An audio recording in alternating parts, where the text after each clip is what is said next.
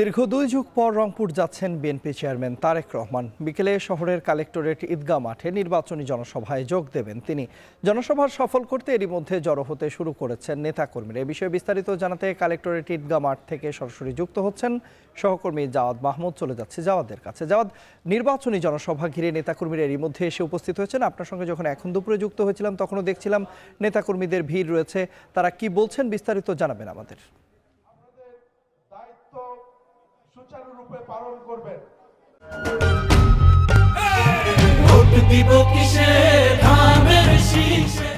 তন্ময়, ২ যুগ পর তারেক রহমান যখন এই রংপুর বিভাগে আসছেন এবং নির্বাচনী জনসভা করছেন, স্বভাবতই এই রংপুর জেলায় যে ৮টি বিভাগে যে ৮টি জেলা রয়েছে রংপুর বিভাগের, এই ৮ জেলার বিএনপি নেতাকর্মীদের একটু উচ্ছ্বাস উদ্দীপনা আমরা ইতিমধ্যেই লক্ষ্য করছি।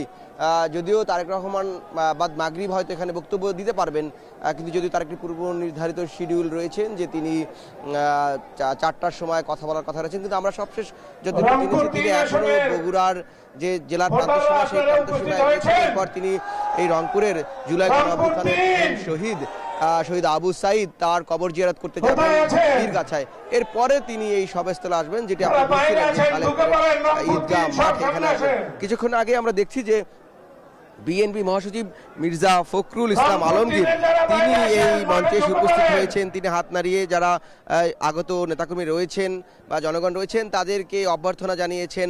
এবং আমরা যেটি বলছিলাম যে এখন পর্যন্ত উল্লেখযোগ্য সংখ্যক নেতাকর্মীদের যে উপস্থিতি সেটি এখনও হয়নি।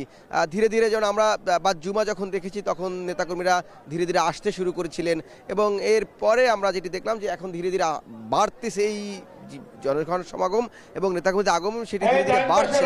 এবং নেতাকর্মীরা বলছেন যে তারা এই যে মাঠ রয়েছে এবং মাঠের আশেপাশে যে সড়কগুলো রয়েছে সেগুলো কানায় কানায় পূর্ণ হয়ে যাবে, নেতাকর্মীরা প্রত্যাশা করছেন। এবং আপনি যে এই প্রসঙ্গটি জানতে চাচ্ছিলেন বিশেষ করে যে নেতাকর্মীরা আসলে কি বলতে চাচ্ছে, স্বভাবত শুরুতে যেটি বলার চেষ্টা করছিলাম, তারেক রহমান যখন এই ২২ বছর পরে রংপুরে আসছে, এই অঞ্চলের মানুষের দীর্ঘদিনের একটি প্রত্যাশা রয়েছে যে এটিকে একটি এশিয়ান হাইওয়ে করার জন্য তাদের একটা প্রত্যাশা রয়েছে, যে শহীদ আবু সাইদের নামে বড় প্রতিষ্ঠান করার কথা রয়েছে, তিস্তা প্রকল্প বাস্তবায়নের জন্য।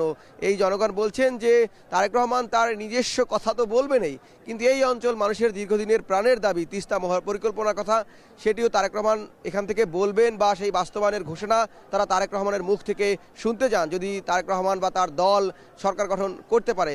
আপাতত এই ছিল এখন পর্যন্ত এই রংপুরের কালেক্টরেট ঈদগাহ মাঠ থেকে তারেক রহমানের জনসভার সবশেষ, এবং পরবর্তীতে বিস্তারিত আরও জানতে পারলে বা যখন আমরা আরও জনসভা দেখব সেই বিষয়টি আরও জানিয়ে দেবো আপনাদের মাধ্যমে। তন্ময়, রংপুর থেকে যুক্ত হয়েছিলেন সহকর্মী জাওয়াদ মাহমুদ।